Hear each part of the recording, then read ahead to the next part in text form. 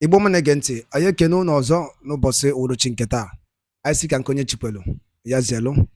I see Commander and Igbo Namma. I know no biachon I wotia. No try Kuruchako did. Ise. I kept up on your Soteria Boz Makia, we no Bosse Uru Chinketana, Eastern News 24, by Sonotonia Boz. But some can be phenomenon of Danonemia, and then what when the Bona Zoni Rakoko. Yes, the Dukunus were manner, if I according to the activists with Taraya Bozini Rakupo. Breaking news. International media, UK, UN in shock. After this. Ndi Igbo, Biafrans, Nigerians, be patient. The truth about Buhari will soon be out. Share the news in details. Updated Jumakia will be able to boss Uruchi Ketabu, Basamakiabo, if you nada, na what's never DJ. Biko. Gene ya bob data makia webia tonti na ana makia biya nzolezo finally oputagi ihe diki ya giya bife achom kunu riyat ya ni ya niile ewetela ni ru akwunu boso wuru chinketa. All right, over to you, sir. That's a big story. The banner headline from the Punch: Associates reflect on Buhari's final months. The riders to that one. State burial begins in a... He fell ill. Were you told the hospital where he fell ill in 2017? Did any of you know? No. And now, they have invited Aisha. I remember that for 3 months, this woman was kept incommunicado. She was sidelined. A woman who's supposed to be beside her husband who was sick in the hospital. This cabal hijacked Buhari. So how do you know she wasn't there? Well, I'm coming now. Hold on, I'm coming. Remember that when this happened, it was Idris, the IGP that Buhari appointed in his first coming, in 2015, that was invited. Buhari's wife Aisha did not show up for over 3 months. When she even went there, they didn't allow her to see the husband. It's on record. Now, this recent one, you're talking about the one that I said when he fell sick, not now, because this one that happened now, even none of us knew when she left. Barrister, before you proceed, Moses asked a very important question. How did you know about all of this? Come on, look, are you telling me that you people were not here when Buhari fell ill and for 3 months? We are looking at the source. What's your source? My source is the news. Which news? The news that the traditional media, yes, the social media. Did you read all of this in the Guardian? I said it was in the mainstream. Please hold on, please, Mr. Okoro, hold on, please. Nobody is here to tell us again Buhari because he's late. Okay. We are looking at the. No, we are holding a conversation. No, hold on. I'm telling you that if you are not aware, I am aware. Okay, that's why I'm asking because Moses asked the same question too. Like what is going on now? Do you know that even up to now, people are not even aware of the news going on around? They won't know. If tomorrow now, posterity were to say, why did this happen? I am telling you what happened. That for 3 months, nobody knew what was going on. It was the first person they called was Idris, and they said that Buhari wanted this man, his IGP. Okay. From that time on, everything was shrouded in secrecy. Aisha was done. I'm not asking. You can see how you treat women. This woman did not see the husband while she was sick, and now that she's late, they have not taken her there, and condolences are going on there. But for the benefit of our viewers, let's not confuse them. You're talking about when he was in office. Yes. In 2015. Yes, right? I'm talking about this ill-health because they said that ill-health in 2015 that ended in just 2 days ago because they are still saying that he had been ill for a long time. That was what Garba Shehu said. That means this sickness did not start today. The sickness that claimed Buhari's life was not. It didn't start today, but it was shrouded in secrecy. It was even that last week or 2 weeks ago when Garba Shehu was launching his book, and they even told us some of the lies they told us that time. That he invented the rat story to divert our attention from Buhari's ill health. What does that tell you? No, but Barrister, I understand all of this. Buhari's ill health was not shrouded in secrecy. It was. Nigerians knew that he was sick. That at the point, okay, why did he have to hand over to Oshibajo at a point? Wasn't it because he went to hospital? No, you are not getting it. What am I not getting? Before the final one that took him a long time in the UK. Okay. He was handing over until Oshibajo now acted as the president and did certain changes. So Nigerians at that point knew that he was sick. But he came back. When he came back, what happened? Is that not when he now remove all the things Oshibajo did? That's different. That's a different thing. That's what he's saying. That's what he's saying. He's not getting it. It wasn't only for the first time that he went to UK. So before this one now, he was sick in 2015. He got better. He came back and all of that. Yes. He passed on in 2025. Exactly. He had been going and coming until the last one that took a long time when Aisha Buhari was sidelined. Okay, so what is the issue about? We are tracing the history because of what he asked me or what the paper said. When eventually Buhari came back, listen very well. What happened? Aisha Buhari relocated to Dubai. It's on record.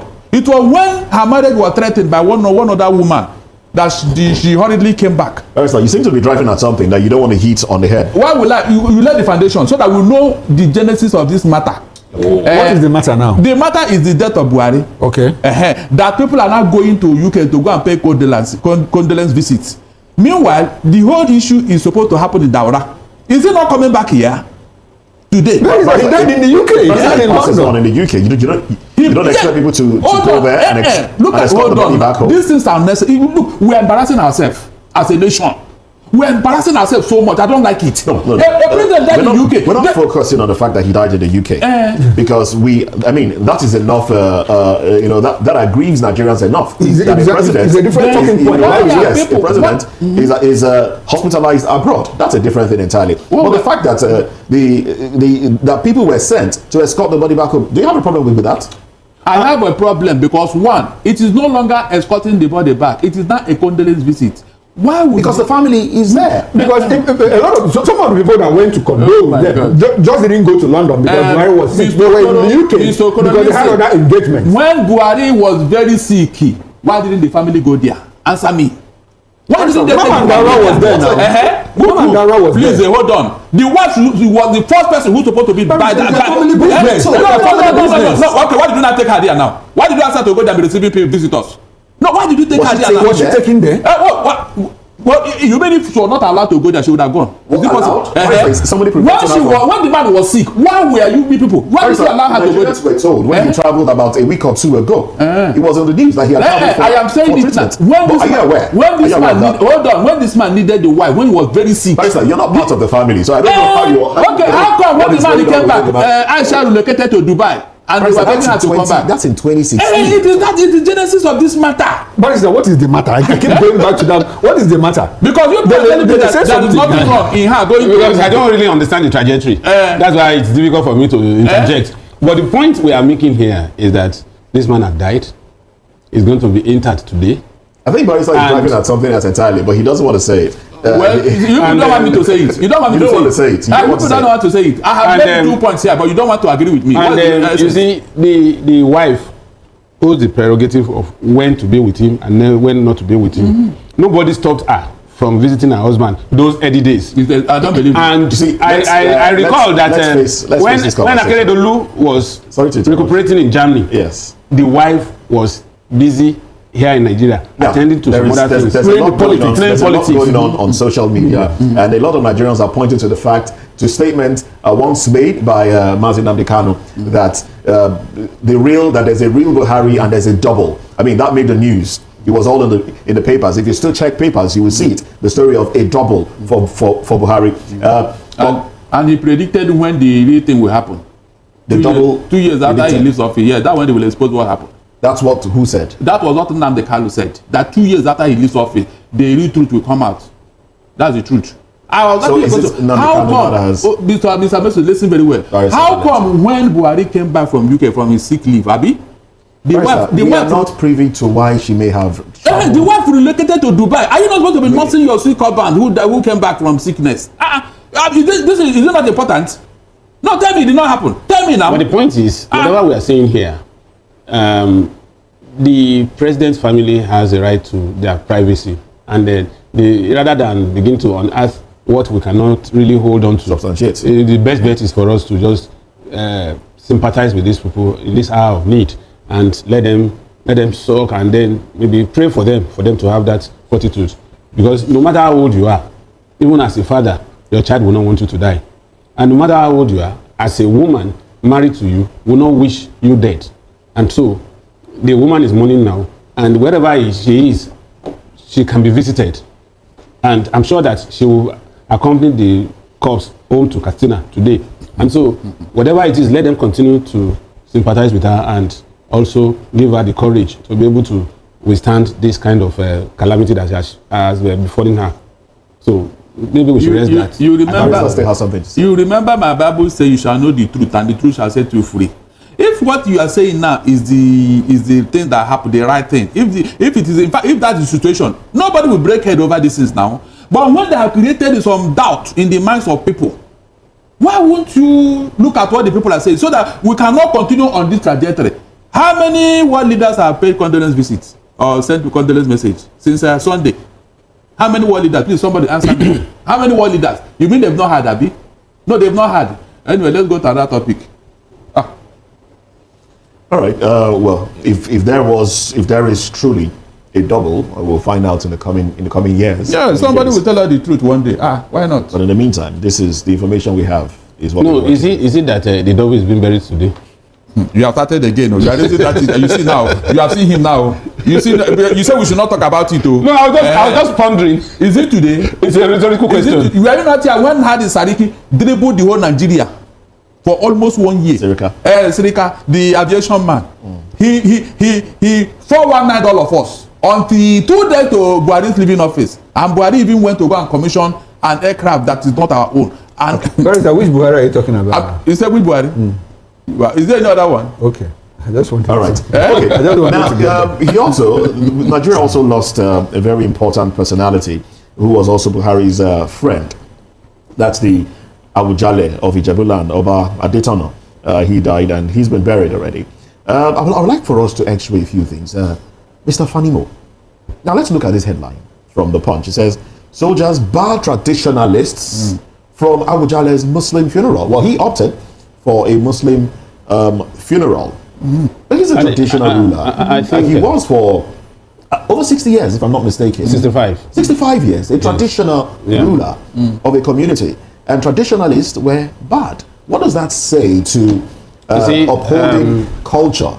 You see, there was a judicial intervention in this matter sometimes in the past that when he declared that he wanted to be buried the Muslim way, the traditionalists said no, that you can't have your cake and eat it.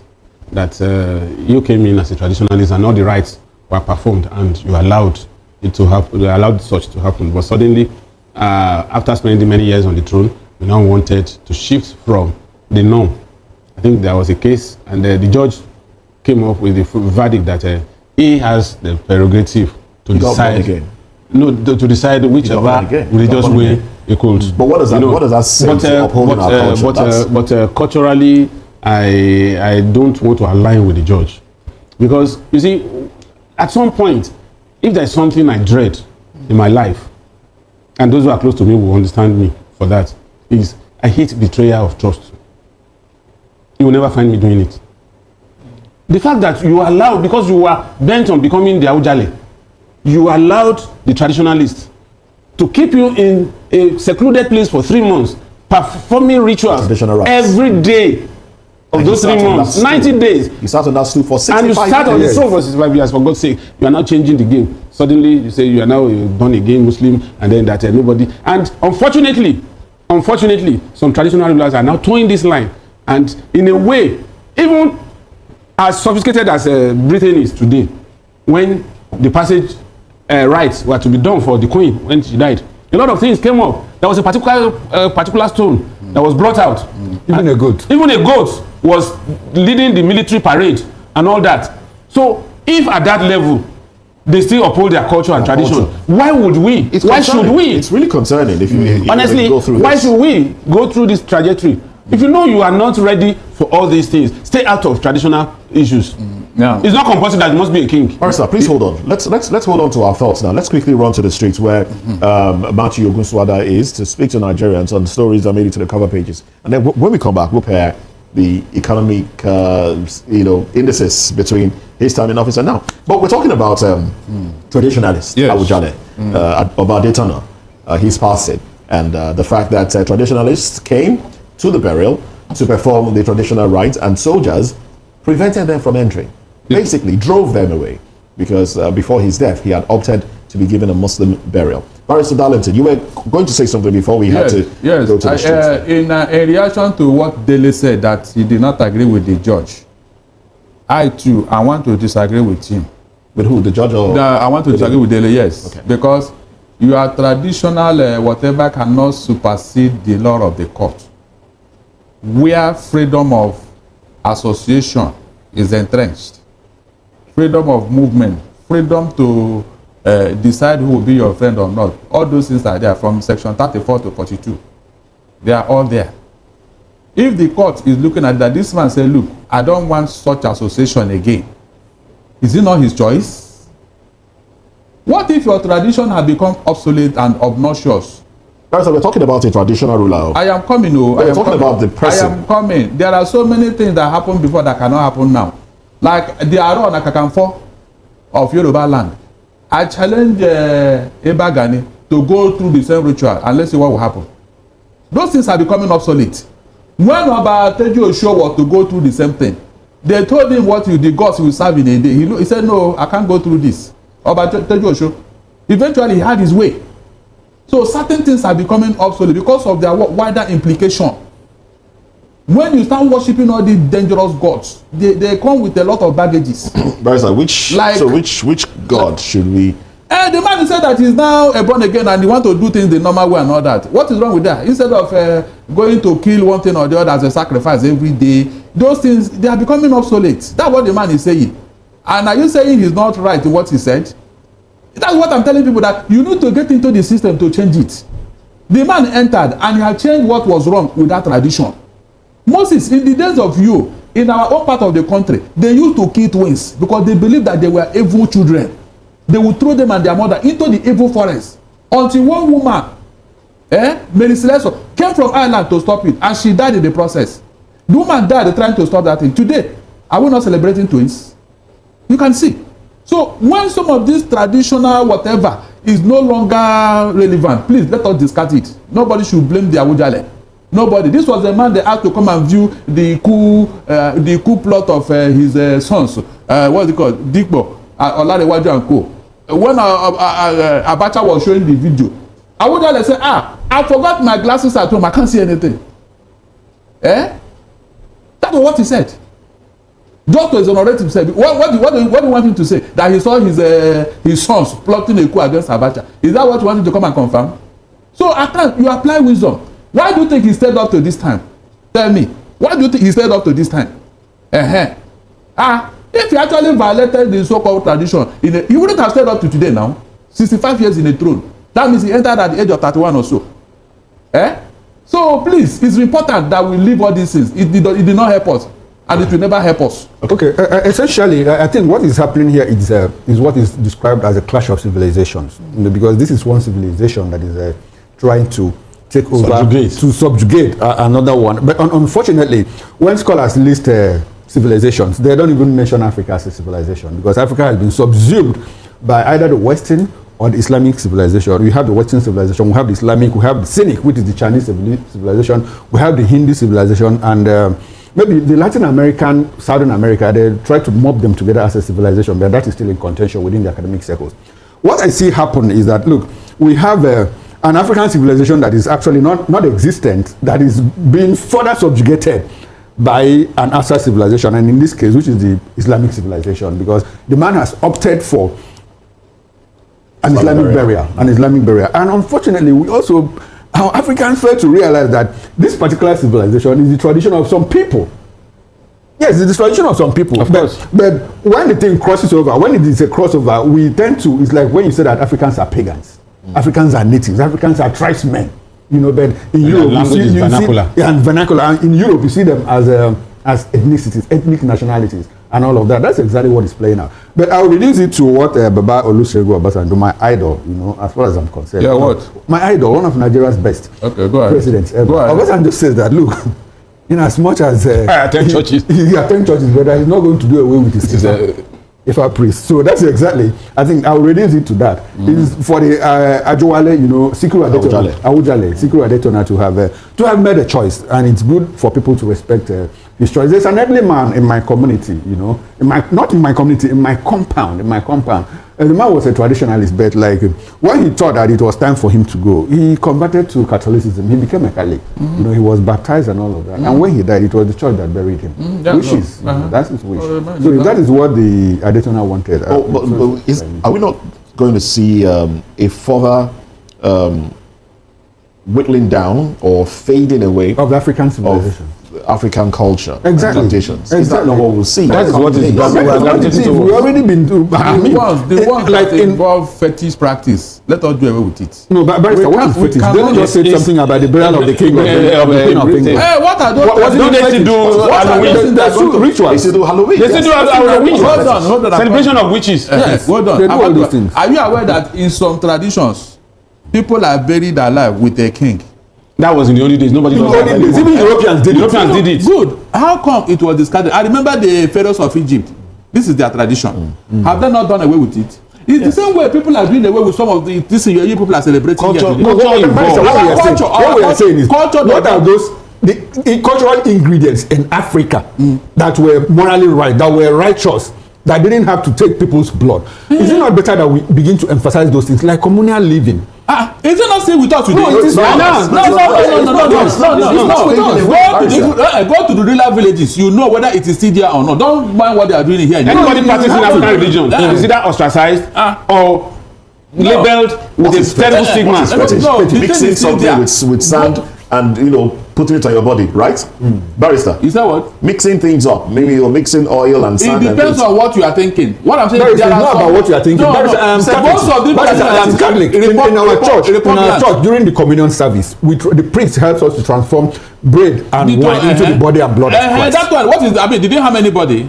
Did they harm anybody? Okay. We are talking about So something that they said. okay, let's flip it. On the flip side, do you think that the white man would have accepted an African doing that? Why? I mean, I don't get it. There are things that Africans have done that the white man have accepted. Many of them. They are even teaching them in their schools over there. Yes, there is African Center for African Culture and Religion being taught even in Harvard. It's on record. Yes, they are teaching them. A white man was speaking fluent Yoruba the other time. I said, what? He was teaching Yoruba. All those oriki that they normally incantation, they are still doing it. You have simply come back to where we started from. I am telling you, does it mean that the Awujale did not perform any of the? Does it mean that nothing? There are ones that are obnoxious. That's what the man said. I don't want to touch it. Yes, you can't tell me that he did not perform anything at all in the traditional way. You can't tell me that he removed all those things that are obnoxious, very dangerous ones. If he did not do that, he wouldn't have stayed up to this time now, 60-something years, on the throne. Is it a joke? The Barrister, we have traditionalists who stay up to 100 and something years. So it practically has nothing to do with what he did or what he avoided. Let me tell you, most time it has to do with it, because if you don't observe those things and those gods, they will come after you. But the Awujale, I am telling you about people that observe those things and they lived longer than the Awujale. it depends on how they observe it now. Did you see them? Were you with them? It's subjective now. Did you see them? Your take has clearly become subjective and selective. You cannot be sacrificing human being every day and stay that long. It's not possible. Their blood will come after you. That's what I'm telling you here. There are people who live on human blood. It must be sacrificed at a particular time in a month for their throne to be sustained. If you are doing nothing, how can God be watching you? Okay. Well, let's go into some of the headlines now. Natasha is on the table today. Mr. Fanimo. Now, this is the headline. I didn't see her here. Well, this is the headline. This is the headline. From the, let's take two papers now. From the Punch, it says Natasha fires back at Akpabio over reinstatement challenge. From the Guardian, Akpabio appeals against court order for Natasha's recall. Those are the headlines. It is within the right of Akpabio to challenge the court process, even up to Supreme Court. So nobody's going to deny him that. More so, he is also a lawyer like Natasha. So they are friends of Vice Darlington, and he knows that he can challenge. He must. So he has that right.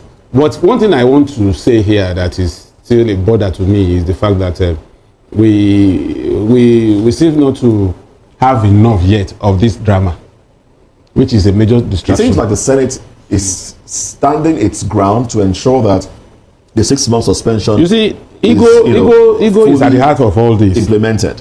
Ego is at the heart of all this. Well, the Senate will not want to back down. Natasha also has one part of that judgment that says she must apologize, and she has not taken any step towards that. So it's now a kind of ding-dong affair. If you are not ready to stoop to conquer, then we are not going to allow you to come to the house, and which is a major distraction, whichever way you look at it. For me, what is in Natasha apologizing? After all, she wrote a satire, and that satire was denigrating enough for this whole house to come together and say, no, this woman cannot have her way all the time.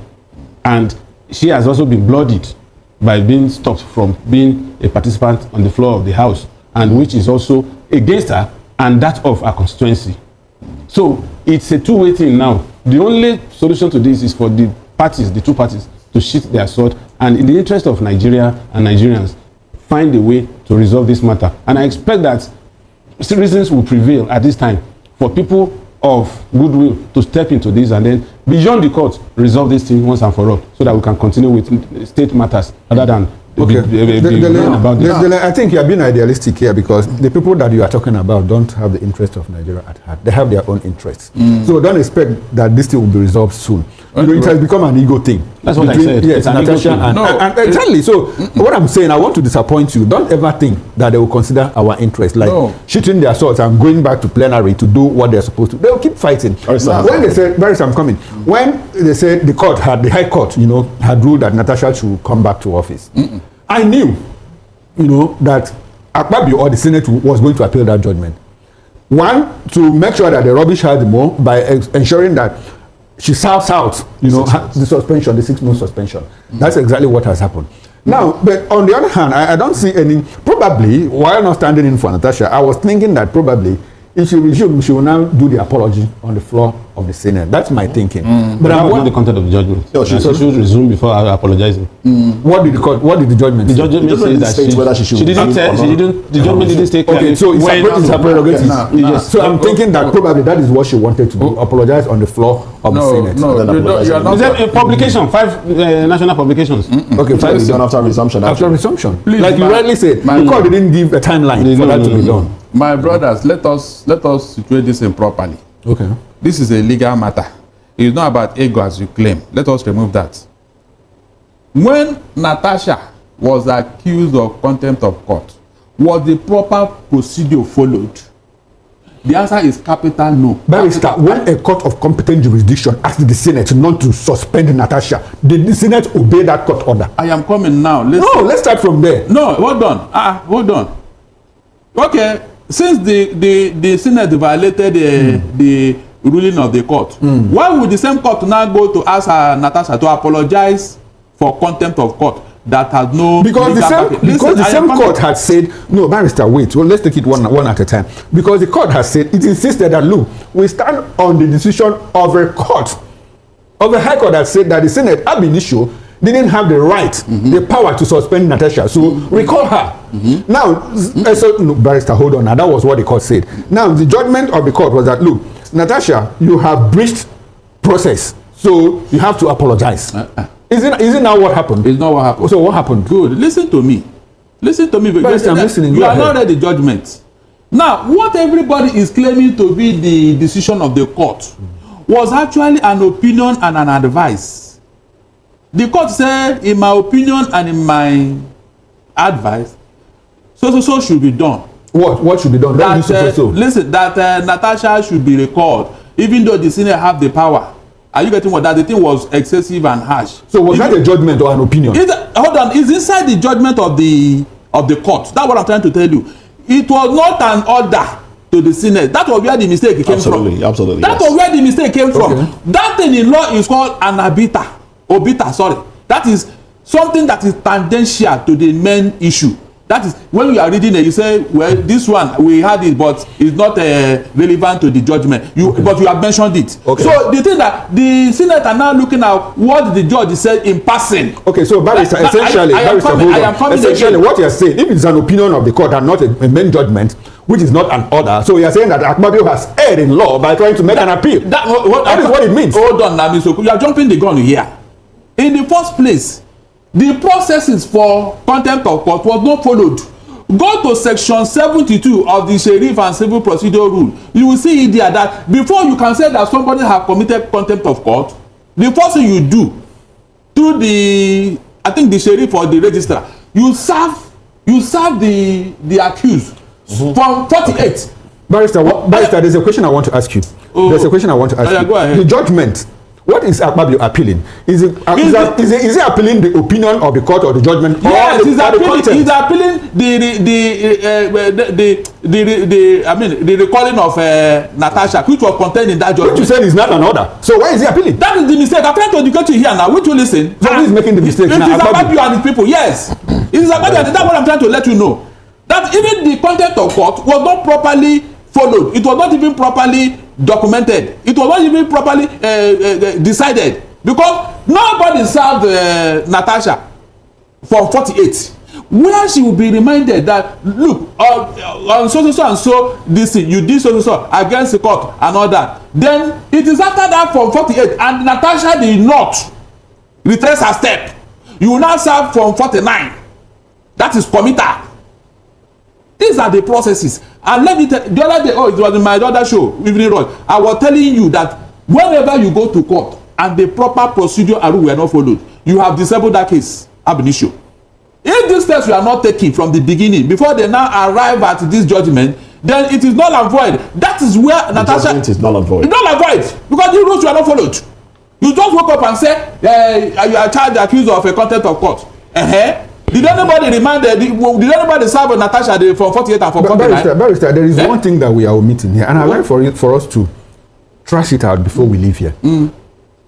What is Akpabio appealing? Is Akpabio appealing against the recall or the contempt of court? Of course. A recall was not a judgment, but an opinion. Hold on. The contempt of court was not even for Akpabio, it's for Natasha. So why will you go to court against? It's the recalling of Natasha, because Natasha is threatening that by today she will go back to the Senate. Which is not an order, which is not a judgment of the court, but just an opinion. It is not left for you and Akpabio to ask yourself, what are you doing? Yes, it is left for you and Akpabio to ask, what are you appealing for? Is that judgment that said he should, maybe his lawyers misled him. I'm telling you, I've told you here that there was no need for. It's interesting to know how lawyers will mislead a lawyer. Yes, I'm telling you here now, because on what ground were you going to appeal something that was not concerned? Is it Akpabio that was accused of contempt of court? Was it Akpabio? Because no judgment had been issued against Akpabio. It is Natasha. So essentially, the court didn't ask Senate to recall Natasha. They did, but it was not an order. It was something that was said as an opinion and an advice. Okay. But instead of these people to say, okay, they now want to make a more hill out of, a mountain out of a more hill. Kefi wori kubasta maka ya bi fenda niile ajimaka we bani ru akwụkwọ no bosi nkata dịka isi kwunu nkwa. Na gị na-ewetere ya bụ update gbasịta maka nwere onwe ndị Igbo na-azọ ndị na-eme n'obodo nọ n'ime ya. Unu anụgo n'ikosi wee gbata wee kwuru. Anyị ga-alapụ unu ka unu rie atụ ya bụ ife ajimaka wee bịa n'iru akwụkwọ n'ụbọchị nke taa. Ka anyị mara ifu nche n'ụdị nke unu. Mgbanụ ka emesịa n'ụmụnne m.